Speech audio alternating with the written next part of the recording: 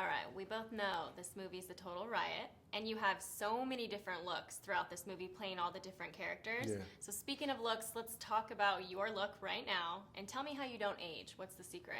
I need to know. I've been trying to, I don't know.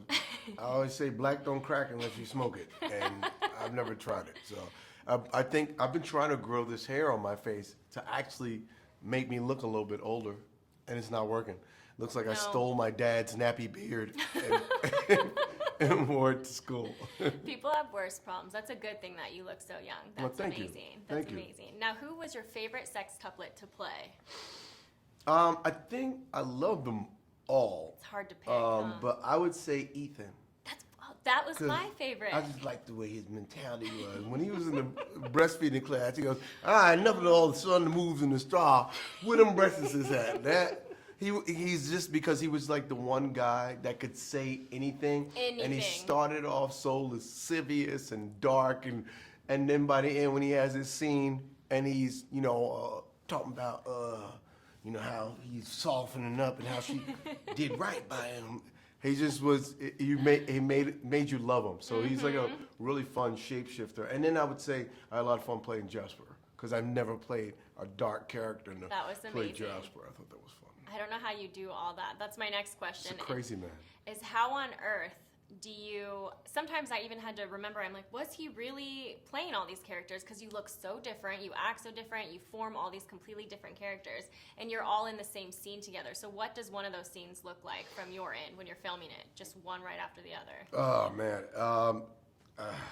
it's craziness. You have to. If I got 4 people in the scene, I got to do the scene 4 different times, and I got to react. Sometimes there's stand-ins there, like my nephew was my Alan stand-in, my nephew Greg, but sometimes there's not, and I'm just talking to a stick. And that's most of the time was me talking to a stick with a pink thing on top. So I had to remember the cadence of how I said things, but I had an earwig in my head so I could hear my dialogue, but I had to remember what I was doing. So I had to react to exactly what I was doing so it looked like a conversation.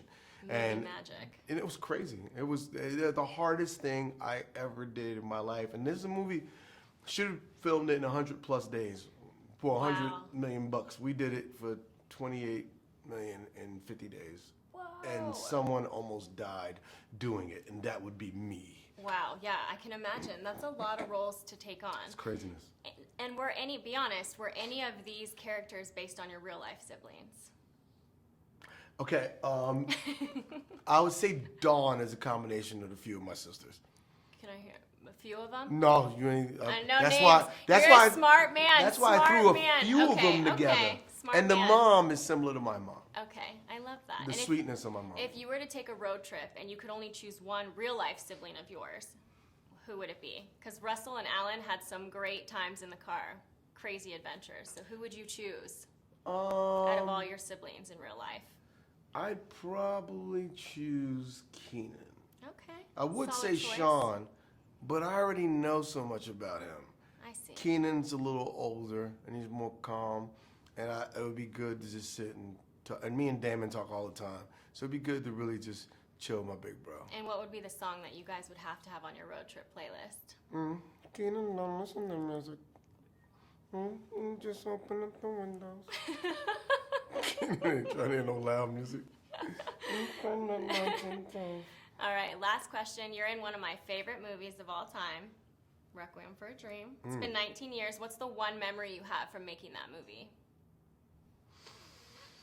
Darren Aronofsky having me come out to New York in February to walk around the streets with my shirt off.